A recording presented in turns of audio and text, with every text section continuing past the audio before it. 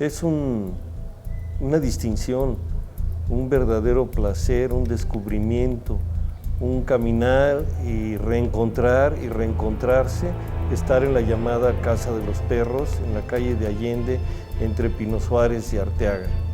Un lugar mágico, un lugar plagado de simbolismo, un lugar donde no se puede decir que las cosas fueron por casualidad, porque hay una lectura enorme.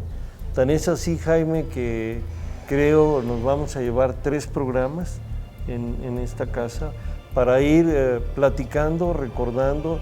Tú tienes una vivencia aún muy clara y muy fuerte de esta escuela, el trauma de que te hayan dejado aquí para entrar al jardín de niños, Rosita S. de Chanes. Y por aquí pasó pues prácticamente todo el Querétaro viejo.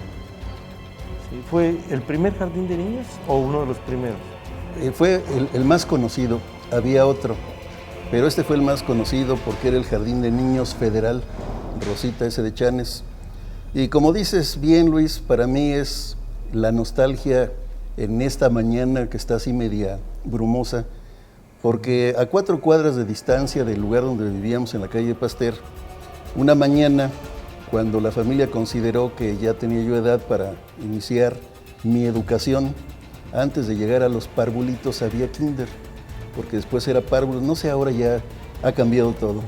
Pero esa mañana, las 4 cuadras que mediaban desde Pasteur Sur hasta la calle de Allende, en las solitarias calles de aquella época que no veías un alma a esas horas.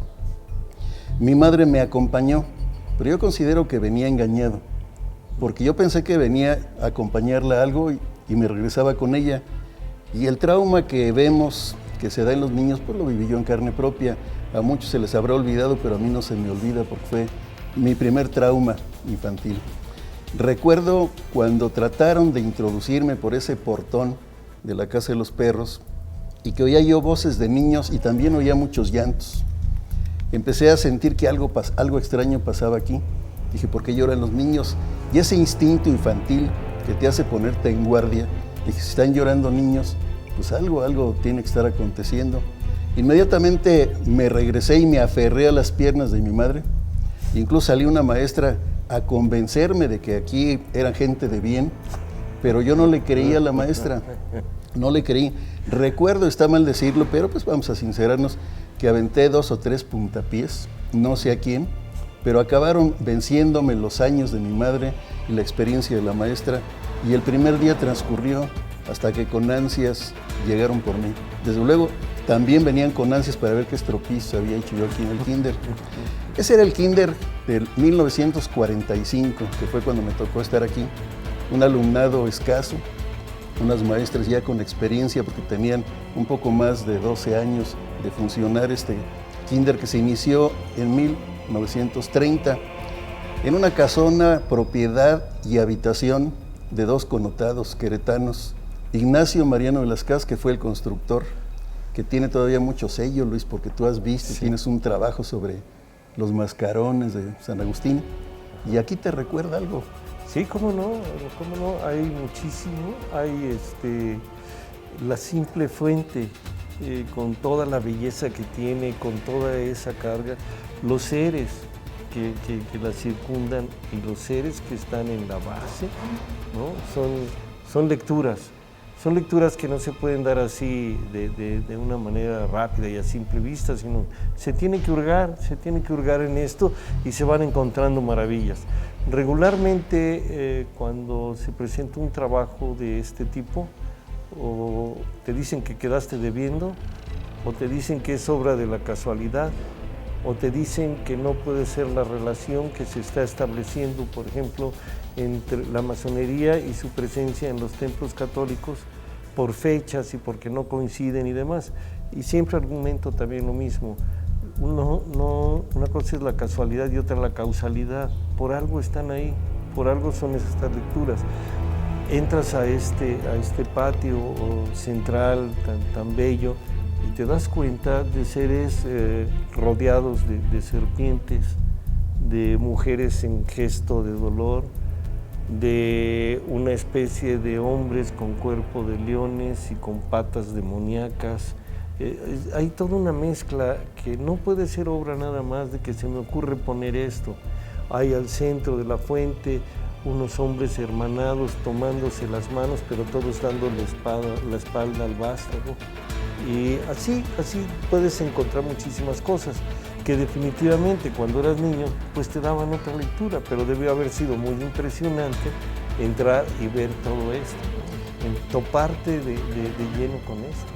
Una amplia casa que se perdía uno aquí porque acostumbrado a las casas queretanas, esta era muy amplia porque era de gente que tenía poder económico, desde Ignacio Mariano de las Casas, que en el esplendor del barroco, a mediados de los años 1700, construye esta para su casa habitación. Y la habita como 20, 25 años, ¿no? Porque él muere en el 770. Sí, él muere aquí hasta donde sabemos, y quedaba cerca de la obra que estaba dirigiendo, que era el convento de los agustinos. Incluso se tienen crónicas de que aquí se guardó y se trabajó mucho de la cantería que había para el templo, por la cercanía. Y después, con el paso del tiempo, vino a ser propiedad de una mujer inmensamente rica, doña Josefa Vergara. Y va a haber mucho de qué hablar de esta casa, porque los testimonios que hay son fieles porque quedaron escritos en su testamento y en el protocolo del notario. Pero volviendo al niño, el niño que llega aquí, como llegamos muchos de las familias, pues que en ese tiempo nos conocíamos todos en Querétaro. Puedo yo darte un listado de todas las familias que coincidimos por aquí. Enrique Burgos, que fue muy posterior a nosotros, Escobar, también estuvo aquí. Él estuvo también aquí. Por aquí pasó medio Querétaro, si no es que me quedo corto, porque muchos de los abuelos de los que estuvieron en aquella época, los bisabuelos, los bisnietos están actualmente en edad de estar aquí en este kinder, y algunos, por la tradición que había, han seguido esa tradición muy queretana. Kinder Federal Rosita S. de Chanes, ya ha cambiado el nombre, cambió también el manejo. Esta casa ha estado amenazada durante mucho tiempo por la riqueza, por el valor de la casa, y ha sobrevivido y a se la ha conservado, rapiña, se ha en conservado, gran parte, ¿no? Pero ha sobrevivido sobre todo a la rapiña de que fue objeto el patrimonio de doña Josefa Vergara, porque esto era muy notorio. Es como aspirar a quitar el hospicio a la Junta Vergara. Esto era el símbolo del patrimonio que heredó para la beneficencia pública. Jaime, el aspa que se tiene para subir en la escalera del caracol. Aquí atrás de nosotros, ¿no? Entras por un lado, contando unos 11 escalones, bajas por el mismo lado, por el lado contrario. Pero ya sales a otro lado. Sí, pero entonces haces un aspa y entonces son 2 entradas. La misma escalera sirve de acceso y puede uno salir por aquí, por esta pequeña puerta, pero si baja uno, al continuar donde termina la escalera, empieza otro escalón, sale uno a otra habitación. En esta parte que le llamaban el congojero. El congojero fue recibido ese nombre por las pequeñas puertas, porque aquí, cuando fue convento, dentro de lo mucho que se ocupó esto, también hubo una temporada que hubo monjas enclaustradas, y que a través de estas pequeñas ventanillas era el contacto con los familiares. Y comentábamos con la directora que también aquí fue refugio de muchas mujeres, señoritas de la clase media y alta, que venían a refugiarse cuando tenían algún embarazo por ahí que no querían que estaban ligeramente embarazadas. Ligeramente, poquito embarazadas. Y entonces, bueno, aquí encontraban la salud social. Sobre todo, pues sí, solapaban el desliz y salían después ya como nuevas. Como mejor si que hubieran antes. viajado a Europa a estudiar y todo esto. Sí, es uno de los temas. Pero otro de los temas también, Jaime, y muy rico para tratar, y me encontré a Raúl Ríos cuando venía hacia aquí, y nos acusó de que somos los causantes de sus desvelos porque se queda viendo el programa cuando hay repeticiones. Entonces, muy contento y te mando muchos saludos. Muchas gracias, Raúl. Y entonces, la cuestión es que esto, que es bien rico, es la presencia de seres insólitos, de fantasmitas, de fantasmas, de apariciones, de todo lo que el personal que labora aquí, algunos, no todos, porque platicando con alguna maestra me dijo, no, pues yo no he vivido nada, dicen todo, pero a mí no me ha tocado. Y otros pues dan testimonio, ¿no? de que hay cosas extrañas que pasan aquí, como voces de niños, o niños que juegan con otros niños invisibles a los ojos adultos. Aquí hubo un velador que vivía aquí con su familia en una de las habitaciones. Se llamaba Don Melitón, así lo conocíamos, lo de nuestra generación, Don Melitón. Y llegó a tal arraigo que después, cuando él estuvo viejo, que fallece, uno de sus hijos toma el cargo de que era el mozo, el encargado, el velador, era el hombre que hacía todo aquí en esta casona. Y sigue por aquí esa familia hasta la tercera generación. Y uno de los niños de esa tercera generación fallece también aquí, como fallecieron otros, pero eso fue muy especial, porque este niño de nombre Miguel se seguía apareciendo y causó problemas en algunos otros niños que no querían que fueran cambiados, como el caso muy concreto, que los iban a cambiar a un jardín de niños ya distante. Y el niño no quería porque ya no iba a poder platicar con su amigo Miguel. Okay. Entonces empezó a investigar y el amigo Miguel había fallecido muchos años antes. ¿Tú sabes más o menos cuál fue la causa de su fallecimiento? No, en esa época era poco lo que se sabía cuando moría una persona, porque lo único que se llegaba era la resignación y la causa, pues poco se investigaba. Se murió de muerte natural. Pero ¿cómo alimenta estas casonas todo ese tipo de historias, Jaime, todo ese tipo de hallazgos? Por ejemplo, el encontrar de repente una cantidad de fetos, ¿no? Y todo esto que platicabas al principio, de tanta gente que venía, o bueno, de mujeres que venían aquí, pero tenemos que ir a un corte. Regresamos porque tenemos mucho de qué hablar de esta casona.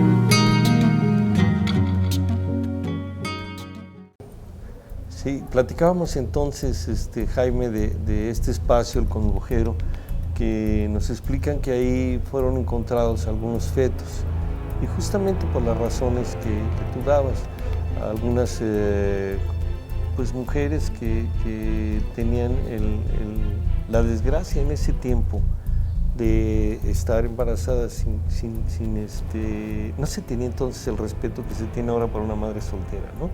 Sino que era visto pues mal. Era mal. Pecado, era un pecado.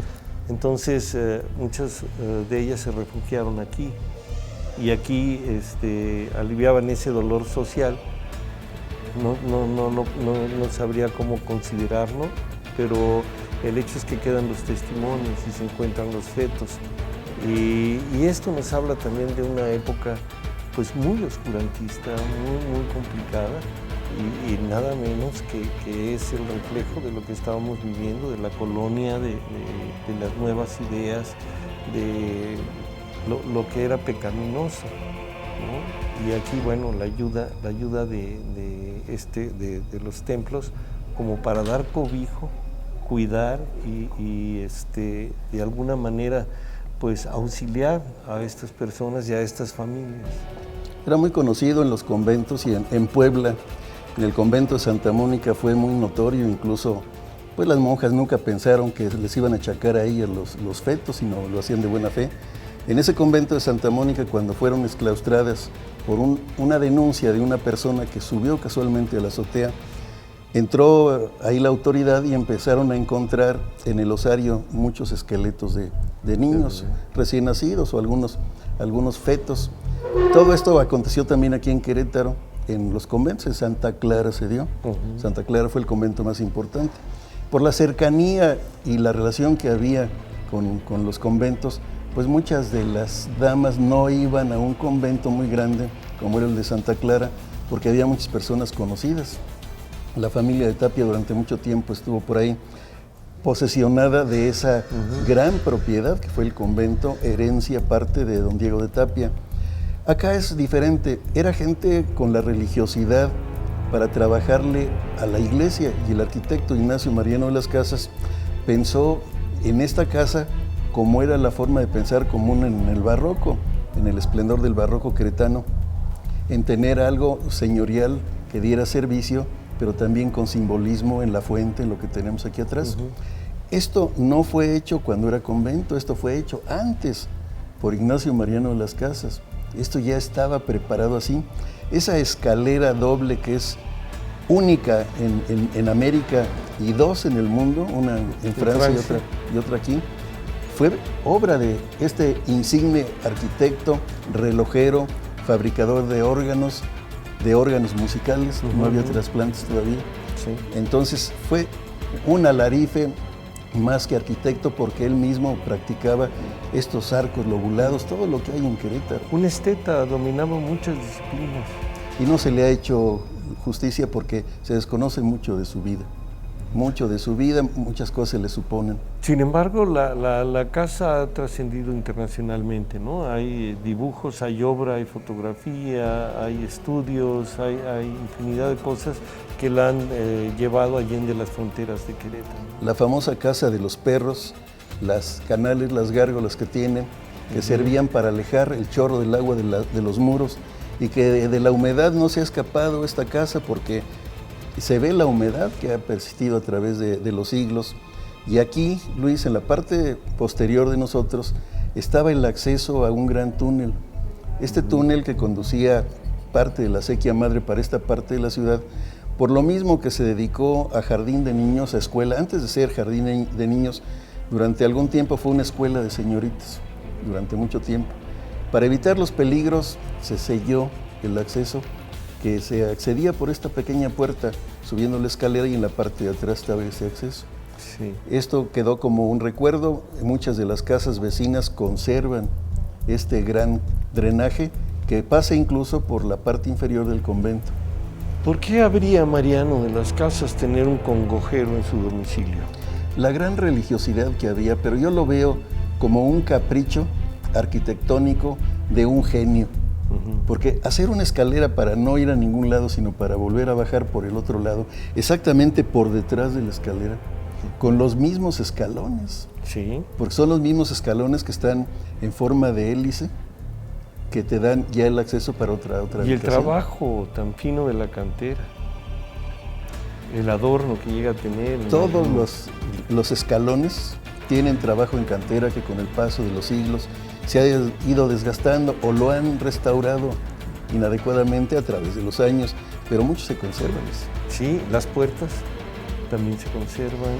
Este tipo de puertas tablereadas, que era una obra de arte, y la mayoría las hacían en mezquite, porque era una madera eterna y también muy dura para trabajar, porque el mezquite suelta un aceite, así como el pino, pero el mezquite todavía es mayor y dificulta mucho. Entonces, para sacar el hilo de la madera, pero el resultado es mucho trabajo, pero eternas. Eternas, sí.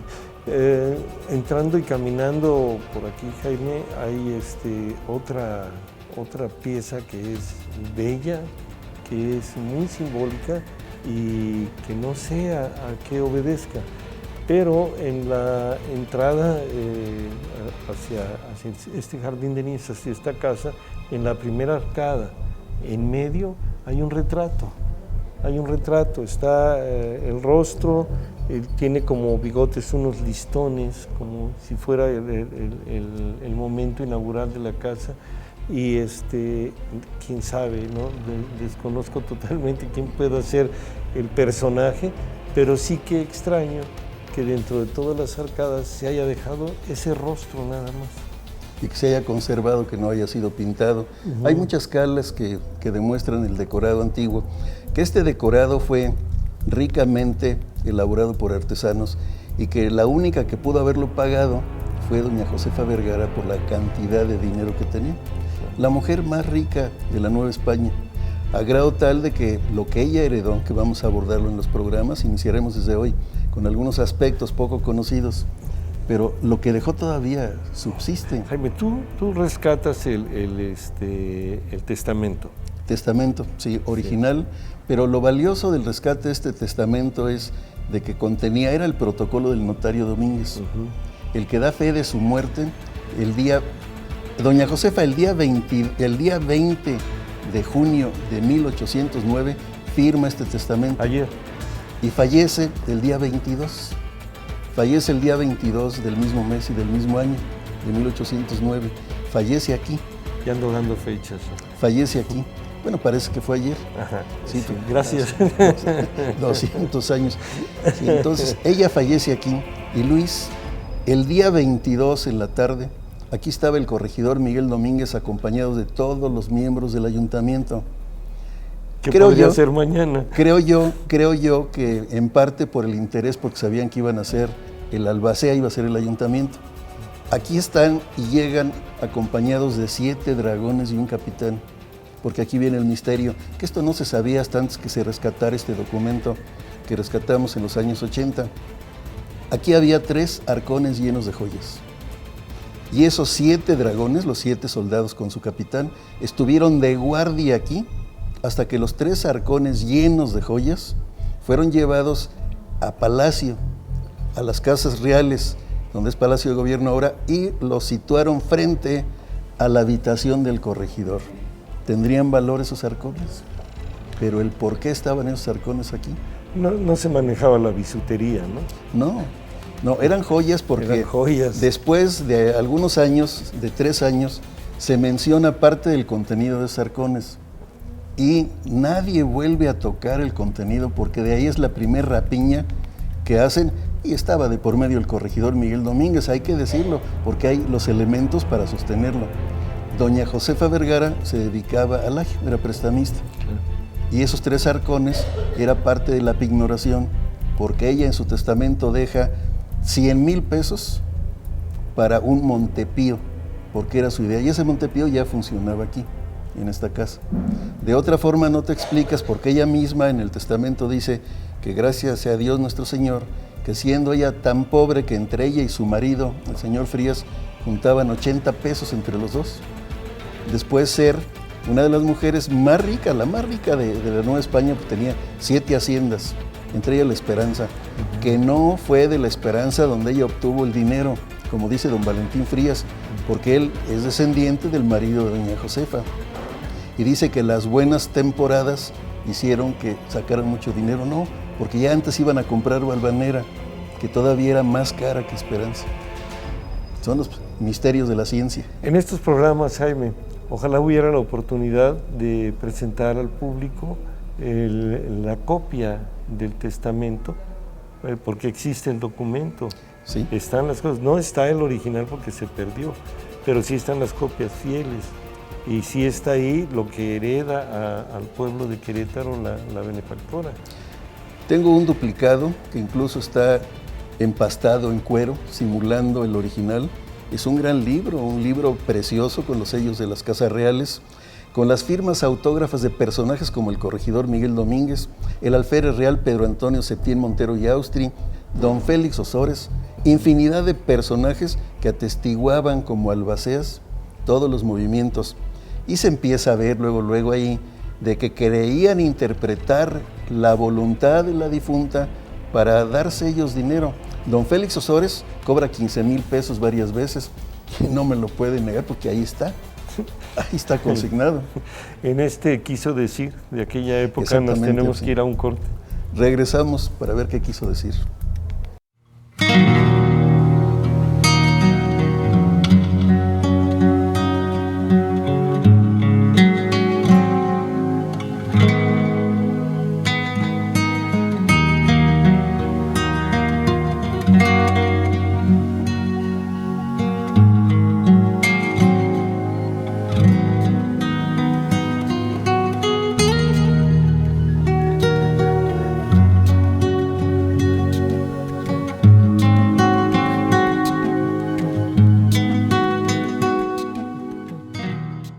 Ese es el valor de los documentos, Jaime. Están las cosas, está testificado, está certificado, la gente de esa época era precisa en sus decisiones y en sus gustos, como los de doña Josefa.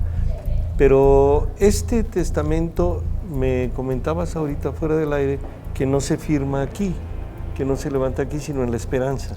En la Hacienda de La Esperanza. Ella estuvo hasta el día 20 de junio de 1809, estuvo en la Hacienda de La Esperanza. Ya mal la trasladan aquí y 2 días después fallece. Es cuando se da todo este movimiento que pues, Querétaro se volcó porque en este portón había fila de menesterosos.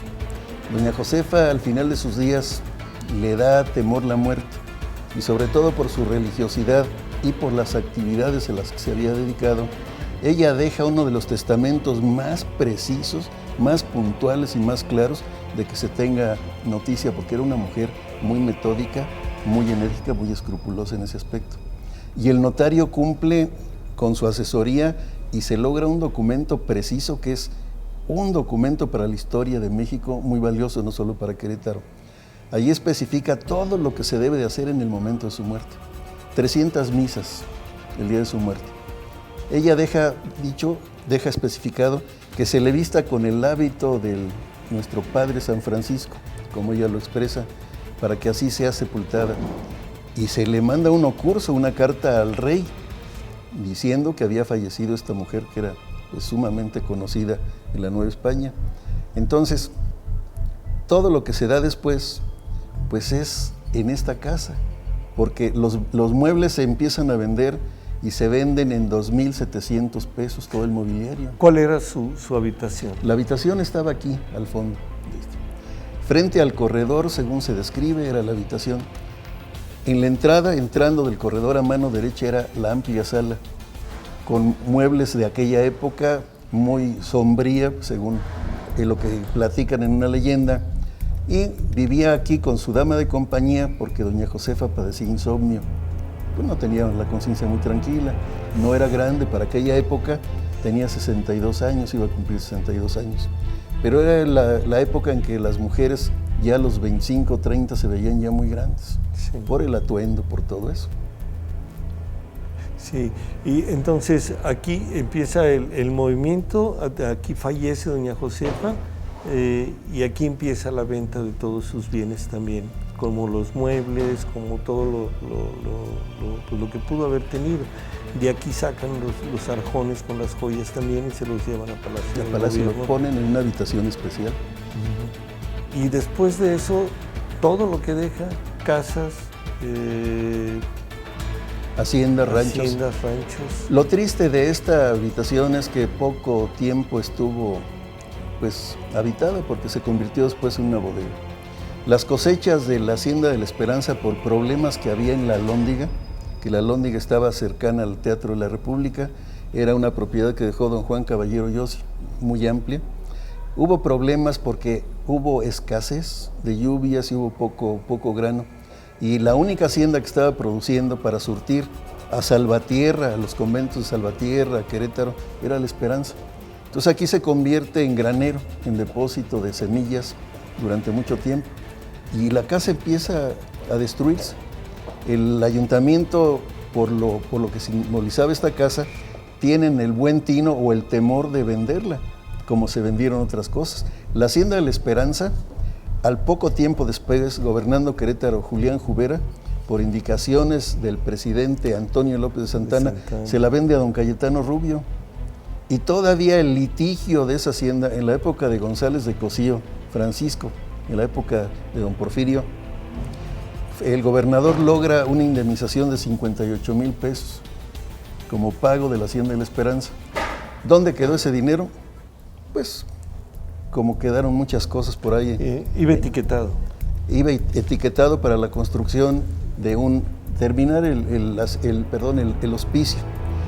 De los bienes de doña Josefa se iniciaba la lucha libertaria. Al siguiente año, en 1810, ya estaban disponiendo Félix Osores para abrir trincheras en las calles de Querétaro.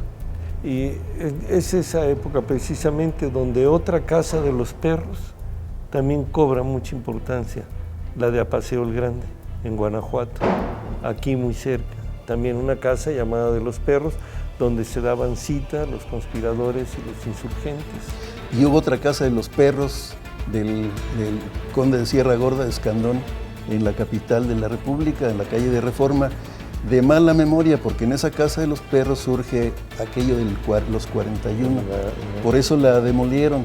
Los 41, para los pocos que no lo sepan, por eso se califica a las personas de modales raros como de 41, porque hubo una redada y entre ellos se encontraron al yerno de don Porfirio Díaz dentro de esa casa, y de ahí, contándolos, fueron 41. Era una fiesta gay.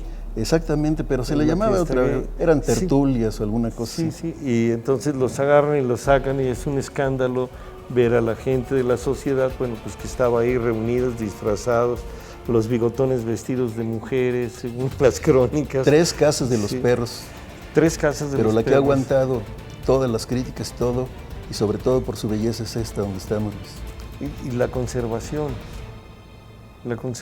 Jaime, porque es impresionante. De verdad, quien pueda tener acceso, quien logre tener el permiso de las autoridades educativas para visitar esta casa, debe hacerlo porque es un punto muy importante, es un punto donde confluye la historia de Querétaro con Mariano de las Casas, nada menos, con doña Josefa, una casa que se construye a mediados, ¿no? del 17. Del 17. Sí. No, del 18. Fue en 1700. Del 18, sí, de 1700. La época del barroco, 1700 a mediados, y es cuando la habita aquí Ignacio Mariano de las Casas. Y dejan esta maravilla que se ha conservado, y qué bueno, y qué buen tino de las autoridades de haberlo dejado mejor para una escuela, que fue algo similar a lo que se logró en Santa Rosa de Viterbo, cuando ponen ahí la Escuela de Artes Gráficas.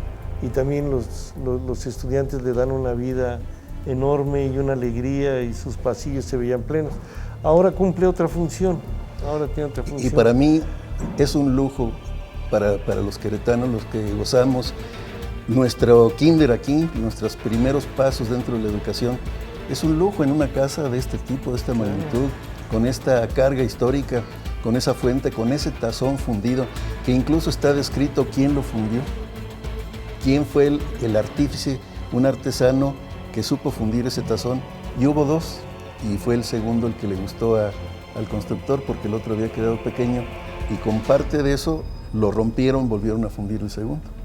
Sí, cada una de las tallas interesantísimas, muy bien labradas, son piezas, verdaderas piezas de arte, son únicas, no hay así repetición, aun cuando en la fachada y en la parte interior hay perros, y estos perros son muy similares, no hay uno igual. Y es una de las pocas casas que tiene toda la fachada de cantería. La otra era la casa de don Agapito Pozo en Plaza de Armas, que después se le encimó una parte de Art Nouveau ya en cemento, media rara ahí, pero la parte posterior, como la casa de Cala, son de las pocas que tienen la fachada toda de piedra de cantera trabajada, de sillares de cantera. Y era lo común, pues es el material de la región.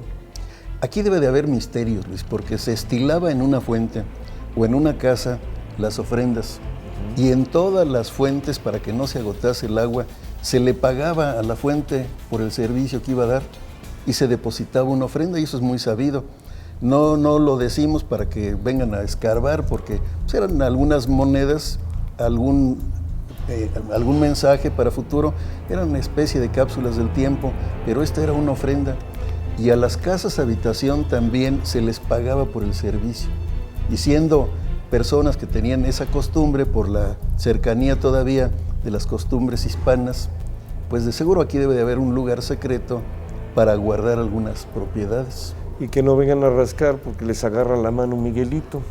Entonces está peligroso. Y además hay que conservar, ¿no? Lo que es de la casa es de la casa y hay que dejárselo, ¿no? Esas calas que nos hacen ver la pintura antigua, el decorado de los artesanos, generalmente maestros indígenas, que manejaban todo lo que era los techos, como la casona de los 5 patios, como en la Marquesa, como aquí, como en el convento de Capuchinas, que había verdaderos artífices que pintaban generalmente motivos vegetales, flores, plantas, pero que era una ornamentación de lujo para las casonas y que se tardaban bastante tiempo en terminar. Claro, Jaime. No es un trabajo de un día, ni había la inmediatez, pero son las cosas que perduran. No es el prefabricado, sino es perdón, es el trabajo manual, es la dedicación, es emparejar la cantera, es darle forma, es ir interpretando lo que seguramente el arquitecto les estaba diciendo, ¿no? Porque cada una de estas piezas tiene un sentido y quien lo estaba ejecutando no concibo que fuera nada más porque se le ocurría, sino tenía que haber una guía porque hay un lenguaje. Y había planos y había planificación de esto. Vamos a ir un corte, Luis, y vamos a regresar. Y hay una leyenda que me gustaría que quedara en este programa. ¿Va? Con gusto. Regresamos en un momento.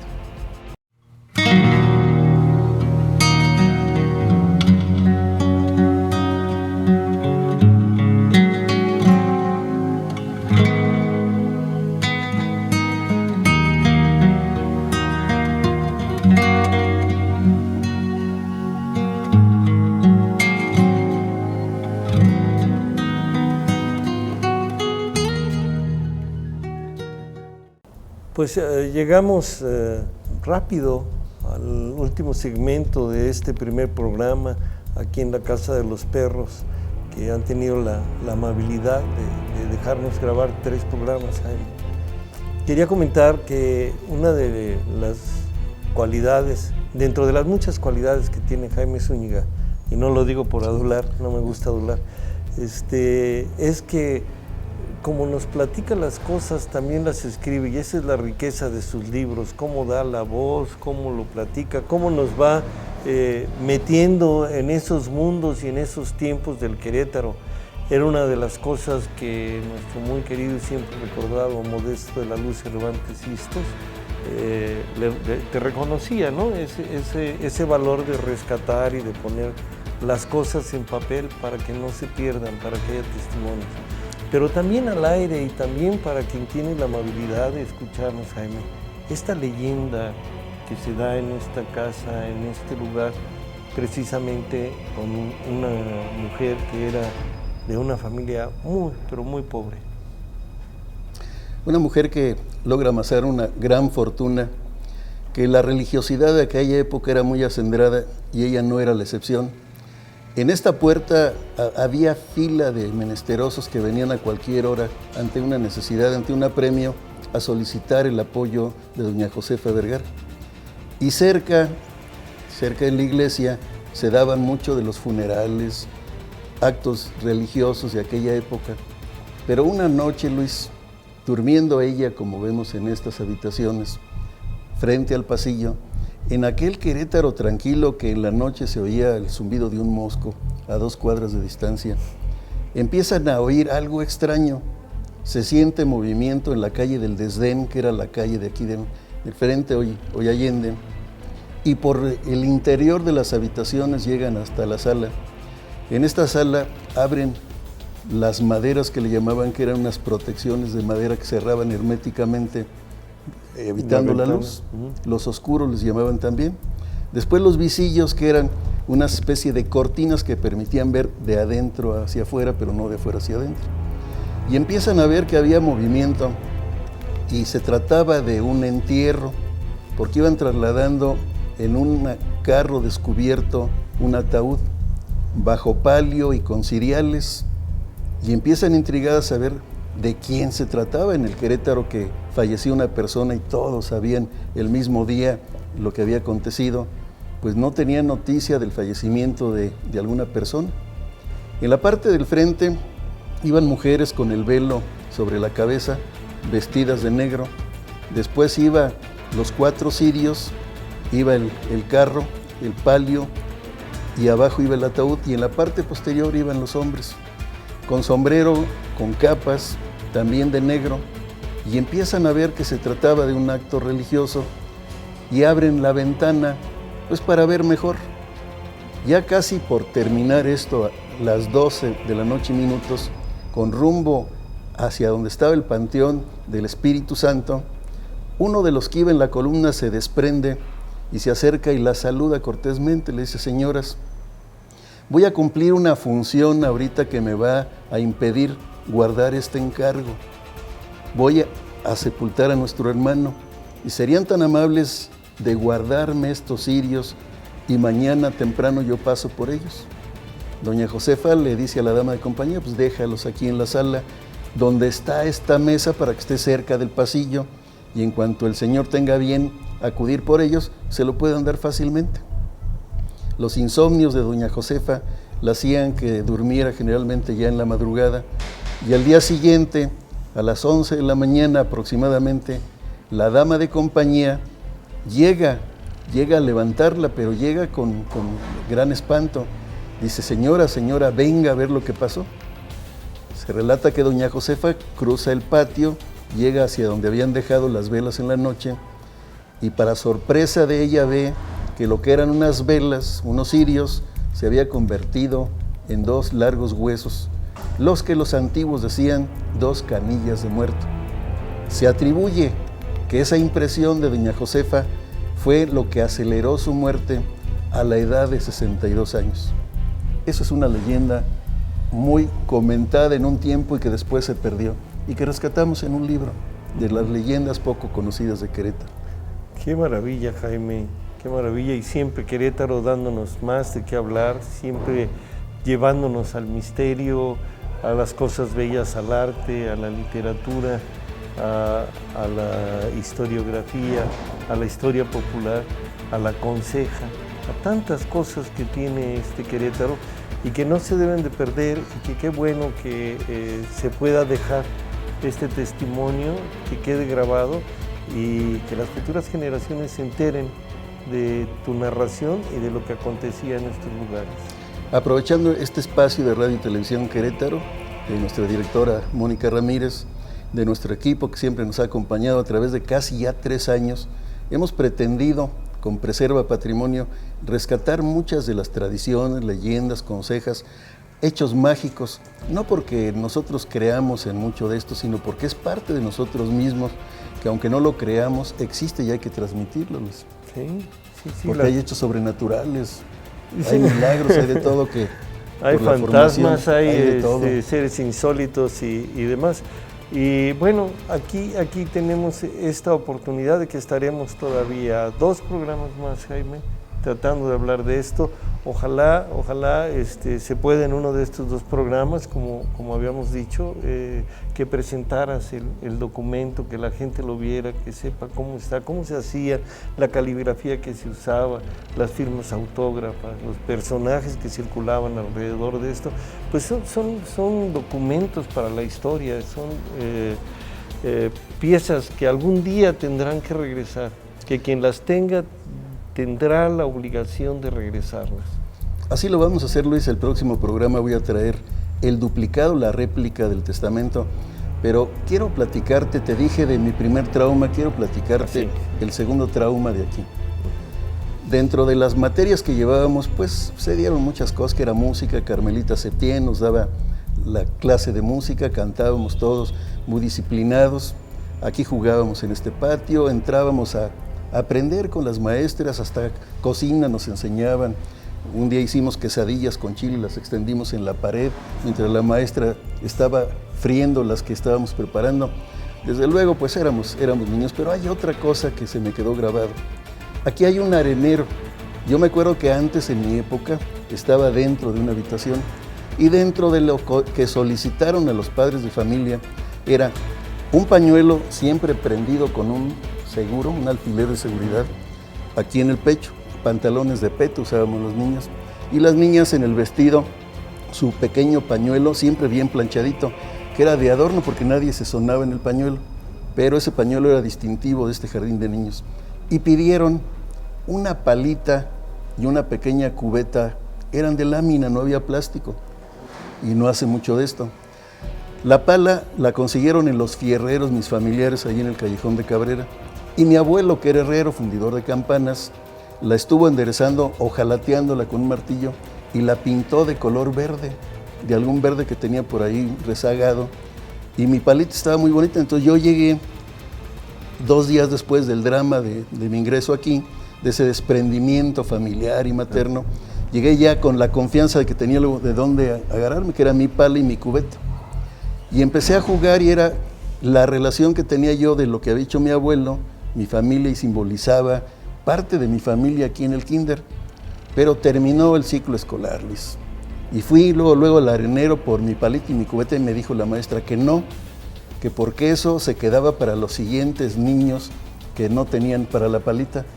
Yo no entendía eso, pues si era mi palita, me había acompañado todo el año. Entonces, lógicamente también a final de año lloré en el término de ese ciclo escolar.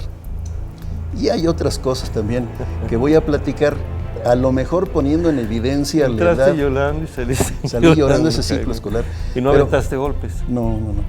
No, pero hay cosas que platicaré en otros programas, que me disculpen mis compañeras, la intención no es poner en evidencia su edad, pero algunas muy conocidas participan en algunos hechos que se llevaron a cabo, digamos, en el Cine Goya, porque los bailables de fin de cursos del Jardín de Niños Rosita y Sedechanes eran en el Cine Goya. Era la entrega de premios de las escuelas. Ahí se realizaban los cumpleaños de las directoras, de los directores, y era el centro donde todas las escuelas iban a los fines de curso. Entonces ahí hubo un bailable, y voy a platicar, a dar detalles de una muy conocida dama aquí en Querétaro, que pues es de mi edad, ¿y qué podemos hacer? No, bueno, pues nada más mencionar que estuvo por aquí y hacerlo atemporal. No necesitamos tener la fecha. Algunas personas, como mi pariente Enrique Burgos, pues los años no pasan por él, se mantiene juvenil. Sí. Y con el proyecto que tiene la directora, la licenciada Murillo, que poco a poco les iremos platicando, de tratar de retomar como una reunión del recuerdo de los exalumnos, los que quedemos todavía, volvernos a reunir aquí. Yo creo que no hay quien se niegue. Ni van a caber. No vamos a caber aquí. Qué barbaridad. Pues se acerca ya el término de este programa, Jaime, haciendo un recuento. Hemos ido de la simbología, que es extraordinaria, a este espacio tan importante, tan bello, a la escalera de caracol, de doble caracol, a los recuerdos infantiles, a tus traumas, a la historia, a la leyenda de Doña Josefa, a sus orígenes. Bueno, hemos caminado, pues, cuántos siglos en un programa, pero tenemos 2 todavía, afortunadamente.